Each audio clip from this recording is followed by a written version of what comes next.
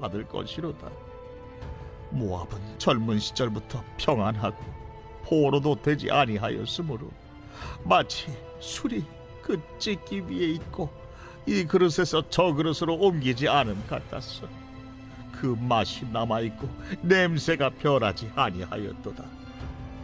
그러므로 여호와께서 말씀하시니라. 날이 이르리니 내가 술을 옮겨 담는 사람을 보낼 것이라. 그들이 기울여서 그 그릇을 비게 하고 그 병들을 부수리니 이스라엘 집이 베델을 의뢰함으로 수치를 당한 것 같이 모압이 그 못으로 말미암아 수치를 당하리로다. 너희가 어찌하여 말하기를 우리는 용사요 능란한 전사라 하느냐. 만군의 여호와라 일컫는 왕께서 이와 같이 말하노라. 모압이 황폐하였도다.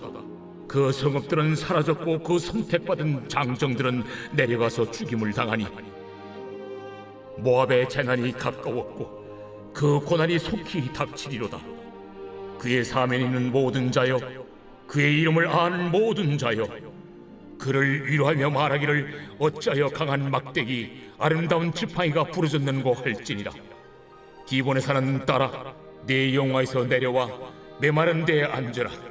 모압을 파멸하는 자가 올라와서 너를 쳐서 네 요새를 깨뜨렸음이로다. 아르엘에 사는 여인이여, 길 곁에 서서 지키며 도망하는 자와 피하는 자에게 무슨 일이 생겼는지 물을지어다.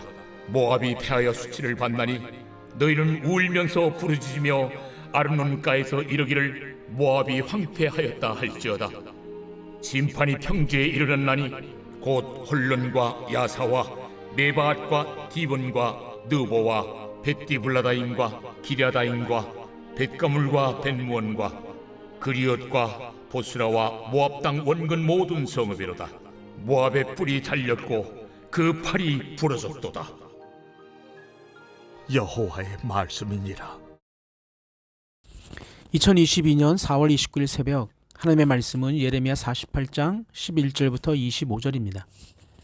11절에서 25절에서는 우상 숭배에 빠져있는 모압이 하나님의 심판을 받아 파괴되고 수치를 당할 것이 예언되어 있습니다.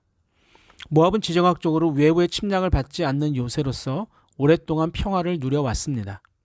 전혀 소요와 혼돈이 없이 평안했습니다. 모압의 상황을 이렇게 표현하고 있습니다. 11절입니다. 모압은 젊은 시절부터 평안하고 포로도 되지 아니하였으므로 마치 술이 그 찢기 위에 있고 이 그릇에서 저 그릇으로 옮기지 않음 같아서 그 맛이 남아있고 냄새가 변하지 아니하였도다. 모압은 고원지대에 위치하고 있어서 외부의 침략을 막기에 좋은 지리적 환경이었습니다. 그러다 보니 오랫동안 다른 민족의 침입을 받지 않았고 평화의 상태에서 번영을 누릴 수 있었습니다. 또한 풍부한 물과 기름진 땅을 가지고 있었기 때문에 풍부한 농산물로 경제적인 부도 누리며 살았습니다.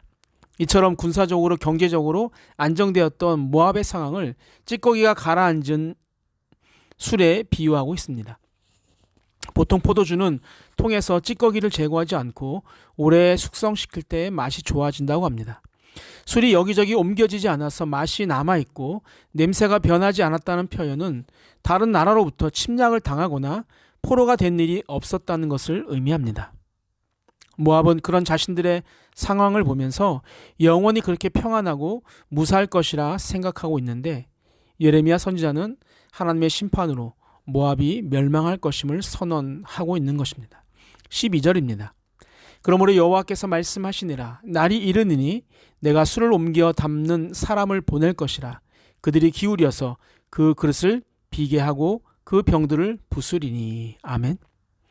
날이 이르면 술을 옮겨 담는 사람을 보내 기울여서 그릇을 비우고 병들을 부술 것이라고 말하고 있습니다.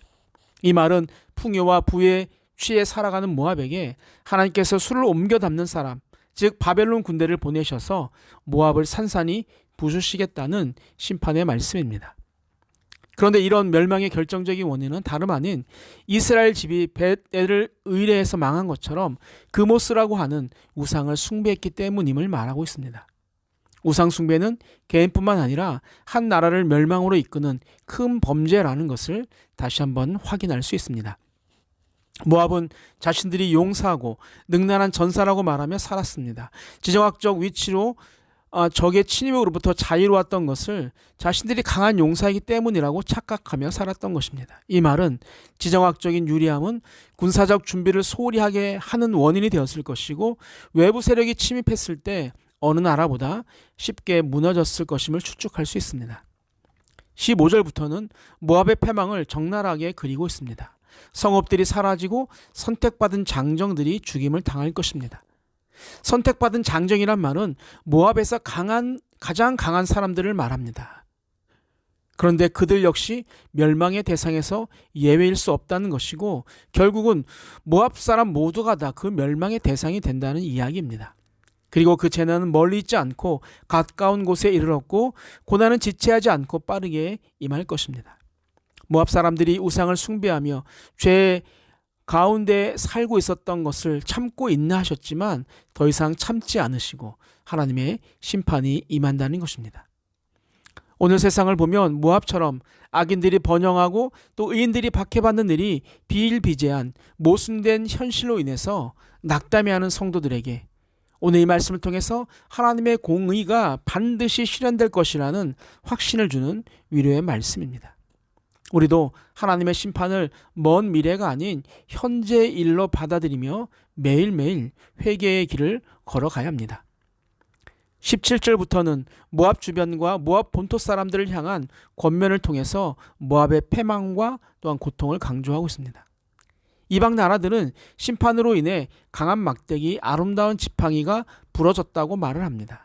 이 말은 이방 나라들이 모압을 보는 모습을 말합니다. 막대기와 지팡이는 모두 왕의 권위를 나타내는 단어입니다. 모압은 주변 국가들에게 상당한 영향력을 끼치고 있었고 군사적으로도 강력한 힘을 가지고 있었다는 것을 알 수 있습니다. 그런데 막대기와 지팡이가 부러졌다는 것은 힘과 능력을 상실하게 되었다는 것을 말합니다. 세상의 권세가 영원할 것처럼 행동을 합니다. 그러나 하나님의 계획하심 앞에 그 권세는 언젠가는 부러져 아무런 쓸모가 없게 된다는 것을 기억해야 합니다. 18절을 보면 디본의 산은 따라 내 영화에서 내려와 메마른 데 앉으라고 말합니다. 디본은 모압의 수도입니다. 딸은 모압 백성을 말합니다. 영화에서 내려와 메마른 데 앉으라는 것은 모압의 풍요롭고 화려한 삶이 바벨론에 의해 끝나고 궁핍하고 황량한 상태가 된다는 것을 예언하는 것이죠. 이렇게 모압은 바벨론에게 패함으로 수치를 받게 되고 백성들이 울면서 부르짖으며 모압이 황폐되었다라고 말을 할 것입니다. 21절부터 24절은 보면 함락될 성읍들을 나열합니다. 그래서 그 황폐함의 범위가 국부적으로 그치는 것이 아니라 모든 모압에 미칠 것임을 말하고 있습니다. 마지막 25절은 함락당한 모압의 처절한 모습을 표현하고 있습니다. 뿔이 잘리고 팔이 부러졌다. 뿔과 팔은 막강한 권력과 힘을 상징하고 또 자신을 보호하는 수단을 의미합니다. 그런 뿔과 팔이 잘리고 부러졌다는 것은 지금까지 모압을 지탱해 오던 모든 군사력과 풍요함과 평안함이 사라진다는 것을 보여줍니다. 그리고 마지막 여호와의 말씀이니라라고 지금까지 주어진 모든 예언은 인간의 상상이 아니라 역사의 주관자이신 하나님이 친히 주신 예언임을 확증적으로 이야기하고 있습니다. 겉으로 보기에 아무런 부족함이 없고 풍요로운 삶을 살았던 모압이 그모스라는 우상을 숭배함으로 타락의 길을 걸었던 것을 보면서 무작정 평탄하고 형통한 길만 구하는 것이 얼마나 위험한지를 알게 합니다. 평안과 형통함을 구하기 전에 바른 길을 갈 수 있는 믿음을 위해 기도하는 산돌의 식구들이 되기를 주님의 이름으로 축복합니다. 사랑의 하나님 아버지, 모압의 멸망의 예언을 보면서 우리가 그동안 맹목적 평안과 부만을 추구하고 살아왔다면 이제는 우리가 바른 길을 갈 수 있는 믿음과 지혜를 구하는 자가 되길 원합니다. 또한 하나님의 심판이 먼 미래의 일이 아닌 오늘 현재가 바로 심판의 결정적 요인이 된다는 것을 잊지 않고 매일매일 주님을 바라보며 살아가게 하여 주옵소서. 하나님이 우리에게 주신 평화의 선물을 작다고 불평하는 것이 아닌 감사함으로 그 평화를 키워가는 슬기로운 아들과 딸들이 되게 하여 주옵소서. 감사하신 예수님의 이름으로 기도하옵나이다. 아멘. 함께 기도합니다. 첫 번째, 평안함 속에선 하나님께 감사하고 고통 속에선 불평이 아닌 자신의 삶을 돌아보는 기회로 삼는 자가 되게 하옵소서. 두 번째, 우리 안에 깊이 들어온 금오스, 물질과 풍요의 우상을 빨리 떠나보내는 자가 되게 하옵소서. 마지막 세 번째, 하나님께 예배하는 자로 준비하는 주말이 되게 하옵소서. 우리 함께 기도하시겠습니다.